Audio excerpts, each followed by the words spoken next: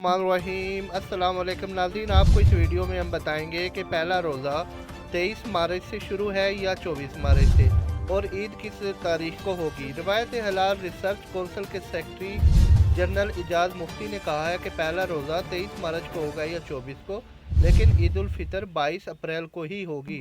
खालिद इजाज़ मुफ्ती ने अपने बयान में कहा कि नया चांद मंगल और बुध की दरमियानी रात 10:23 पर पैदा होगा और बुध 22 मार्च की शाम चांद वाज़िया दिखाई देने के इम्कान कम है, इसलिए पाकिस्तान में कहीं अगर मतला साफ हुआ तो वहाँ चांद दिखाई देगा, वरना पहला रोज़ा 23 या 24 को होगा। ईद उल फितर 22 अप्रैल को ही होगी। 23 मार्च को अगर पहला रोज़ा हुआ तो रोज़े लाजमन 30 होंगे, और अगर 24 मार्च को हुआ तो फिर 29 रोज़े होंगे, लेकिन ईद उल फितर हर हाल में 22 अप्रैल को ही होगी। मरकज़ी हिलाल कमेटी का इजलास आज बुध को पेशावर में होगा।